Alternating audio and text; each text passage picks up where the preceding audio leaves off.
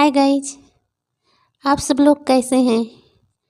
उम्मीद करती हूँ सब लोग ठीक होंगे। आज की जो कहानी है वो गुजरात की है। गुजरात में एक अवध पैलेस है। जो लोग गुजरात के होंगे या उसके आसपास एरिया को होंगे उनको इस पैलेस के बारे में ज़रूर पता होगा। कहते हैं अवध पैलेस गुजरात की एक खौफनाक और डरावनी जगह के रूप में माना जाता है।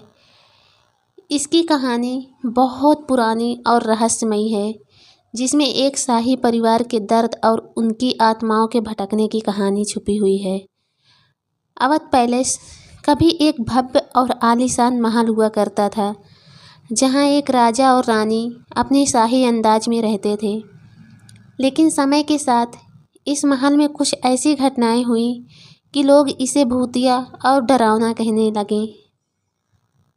अवध पैलेस का निर्माण राजा प्रताप सिंह ने करवाया था, जो अपने ज़माने के एक साहसी और उदार शासक थे।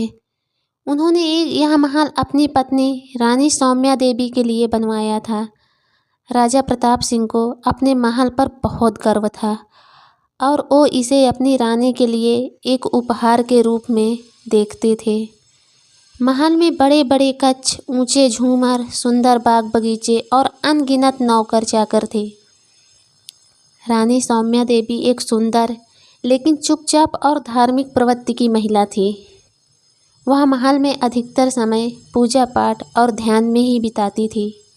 वह अपने जीवन से खुश थी, लेकिन समय के साथ उनके चेहरे पर उदासी की झलक आने लगी। कई लोग कहते हैं कि रानी का जीवन महल के बाहर के लोगों से कटकर एक तरह से कैद हो गया था और उनकी यह पीड़ा धीरे धीरे उनके जीवन पर हावी हो गई। एक रात अचानक रानी सौम्या देवी बीमार पड़ गई। किसी को समझ नहीं आया कि उन्हें हुआ क्या है। वैद्य और हकीम सभी ने अपने अपने इलाज किए, लेकिन रानी की हालत दिन ब दिन बिगड़ती चली गई। अंत में एक रात रानी की मौत हो गई। उनकी मौत के बाद महल में अजीबोगरीब घटनाएं होने लगीं। रानी की मौत के कुछ ही दिनों बाद महल के नौकरों ने बताया कि उन्होंने रानी की परछाई महल के गलियारों में घूमते हुए देखी। कई लोगों ने सुना कि देर रात को रानी की चीखते हुए महल के अंदर से आवाज़ें आती हैं। यह खबर धीरे धीरे पूरे महल में फैल गई और लोग कहने लगे कि रानी की आत्मा अब भी महल में मौजूद है। रानी की मौत के बाद राजा प्रताप सिंह पूरी तरह टूट गए। उन्होंने खुद को महल के एक कमरे में बंद कर लिया और बाहरी दुनिया से संपर्क खत्म कर लिया। वह हर रोज़ रानी की तस्वीर के सामने बैठकर घंटों तक रोते रहते थे। धीरे धीरे उनका मानसिक संतुलन भी बिगड़ने लगा। एक रात राजा प्रताप सिंह के कमरे से तेज चीखने की आवाज़ें आईं। जब नौकरों ने कमरे में जाकर देखा तो राजा वहाँ नहीं थे। पूरे महल में उनकी खोजबीन की गई और अंत में उन्हें महल के एक गुप्त कक्ष में पाया गया, जहाँ वो बेसुध पड़े हुए थे। उनके चेहरे पर ऐसा भय था मानो उन्होंने कुछ बहुत ही भयानक देखा हो। राजा प्रताप सिंह की हालत बिगड़ने लगी।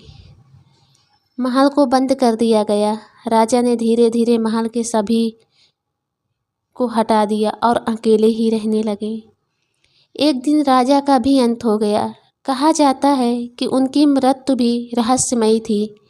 महल के कर्मचारियों ने बताया कि उनकी मृत्यु से पहले महल के हर कमरे से अजीब अजीब आवाज़ें आ रही थी, जैसे कि कोई मदद के लिए चिल्ला रहा हो। राजा की मृत्यु के बाद महल को पूरी तरह छोड़ दिया गया और धीरे धीरे यह वीरान हो गया। आसपास के गांवों में अवध पैलेस की भूतिया घटनाओं के किस्से मशहूर हो गए। लोग कहने लगे कि राजा और रानी की आत्माएं महल में भटक रही हैं। कुछ वर्षों बाद एक युवक जिसका नाम आर्यन था, जिसने अवध पैलेस की भूतिया कहानियों के बारे में सुना था, उसे जानने के लिए महल में प्रवेश करने का निर्णय लिया। आर्यन एक साहसी लड़का था। और उसने अपने दोस्तों को भी साथ लिया। उन्होंने तय किया कि वो रात के समय महल में जाकर वहाँ के रहस्यों का पता लगाएंगे। रात के अंधेरे में जब आर्यन और उसके दोस्त महल के अंदर दाखिल हुए तो उन्होंने एक अजीब सा सन्नाटा महसूस किया। महल में घुसते ही उन्हें लगा कि जैसे कोई अदृश्य शक्ति उनका पीछा कर रही हो। और महल के गलियारों में घूमते रहे और अचानक एक कमरे से आती हुई सिसकियों ने आवाज़ सुनी। आर्यन ने हिम्मत करके उस कमरे का दरवाज़ा खोला। जैसे ही उन्होंने दरवाज़ा खोला उन्हें एक धुंधली परछाई दिखाई दी जो धीरे धीरे उनकी तरफ बढ़ रही थी। वह परछाई किसी महिला की थी जो एक पुरानी राजसी पोशाक पहने हुए थी। आर्यन को समझ आ गया कि यह रानी सौम्या देवी की आत्मा है। जैसे ही परछाई उनके पास आई उन्होंने आर्यन की तरफ देखा और कहा, मुझे न्याय चाहिए, मेरे आत्मा को शांति नहीं मिली है। आर्यन ने रानी की आत्मा से पूछना चाहा कि वह किससे बदला चाहती है, लेकिन उसकी आवाज़ जैसे बंद हो गई थी। तभी महल के दरवाजे अपने आप बंद हो गए और पूरे महल में एक अजीब सी ठंड फैल गई। आर्यन ने अपने दोस्तों के साथ महल से भागने की कोशिश की, लेकिन हर दरवाज़ा बंद हो चुका था। उन्हें लगा कि महल में बंद आत्माएं उन्हें वहाँ से जाने नहीं देंगी। तभी आर्यन ने देखा कि उसके एक दोस्त ने डर के मारे दीवार से टकराकर खुद को घायल कर लिया। वो सब पूरी तरह घबरा गए थे।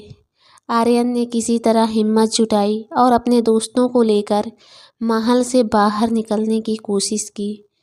उन्हें लगा कि जैसे वो महल में कैद हो गए हैं और कोई शक्ति उन्हें बाहर नहीं निकलने देना चाहती। आर्यन और उसके दोस्त किसी तरह महल से बाहर निकलने में कामयाब रहे, लेकिन बाहर निकलते ही उनकी हालात बिगड़ गई। उनकी आंखों में साफ डर दिख रहा था और वो उस घटना के बाद कभी भी महल का रुख करने का साहस नहीं कर पाए। आज भी अवध पैलेस एक डरावनी जगह के रूप में प्रसिद्ध है। लोग कहते हैं कि महल के अंदर राजा और रानी की आत्माएं अब भी भटक रही हैं और वो चैन से नहीं हैं।